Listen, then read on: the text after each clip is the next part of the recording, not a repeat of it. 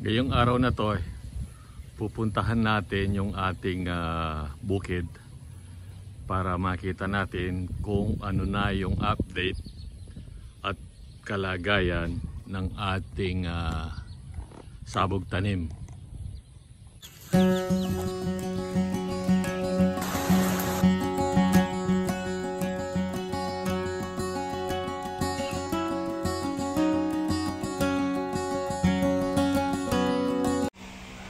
Magandang araw po. Ngayon pong araw na ito, titingnan natin yung ating bukirin, yung ating palayan na sabog tanim na palay.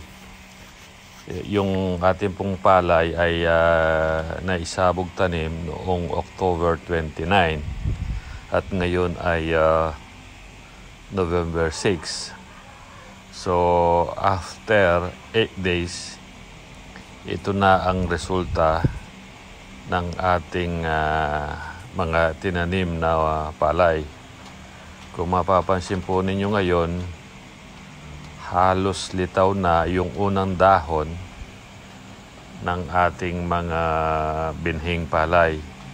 So sa kasalukuyan, kailangan nating obserbahan ngayon kung ano ang kinakailangan nitong ating pananim para magawan ng agarang solusyon kung meron man pong issue ang ating bagong tanim na palay.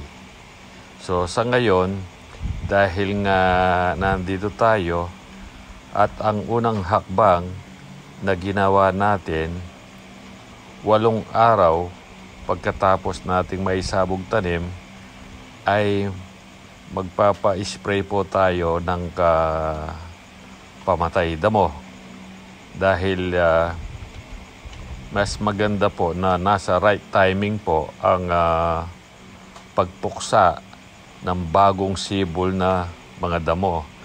At ang damong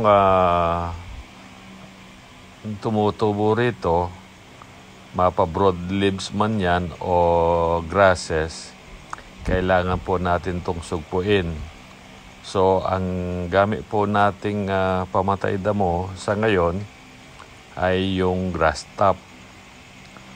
Ang grass top po kasi ay subok ko na dahil nga ito'y nakakapatay basta nasa tamang timing po. Ang pag-spray po nito ayon sa level ng nakasulat dito sa pamatay damo from 6 to 8 days after direct seeding.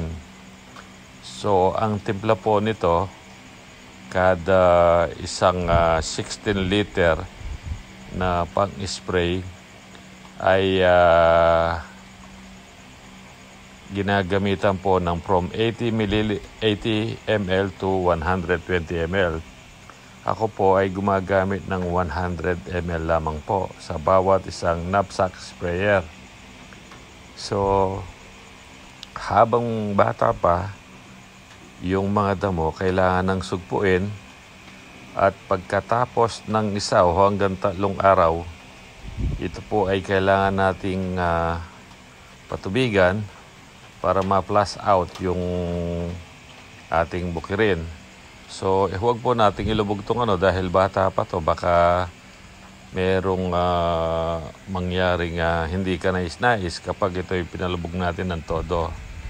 So merong may ilan-ilan dito sa ating palay, kung nakikita nyo, merong hindi tumubo, pero tayo po ay naglagay o nagpunla sa isang sulok ng ating pinitak para panghulip. Ito'y gagamitan natin.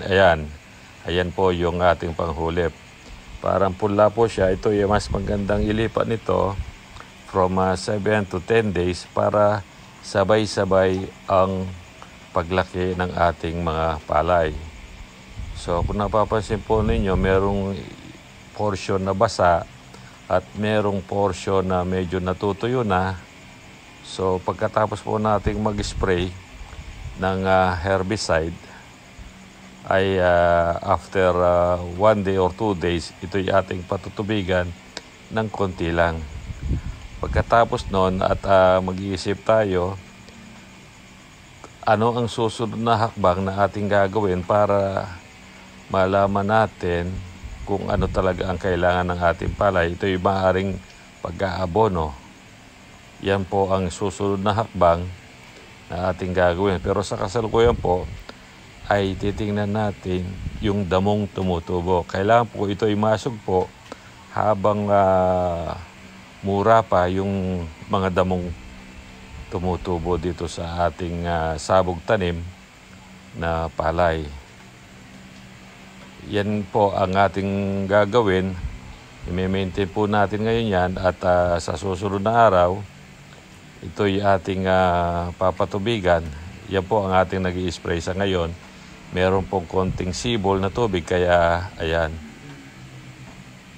Ganyan ang ating pong gagawin. I-maintain natin yung mga damo muna. At sa susunod, ang gagawin natin ay ang pag-aabono. Tingnan natin kung ilang araw bago na tayo mag-abono at ilang nutrihino ang kailangan nito. Okay po, hanggang dito na lamang po at update lamang po sa ating sabog tanim na palay ngayong araw na to. Happy farming po sa inyong lahat.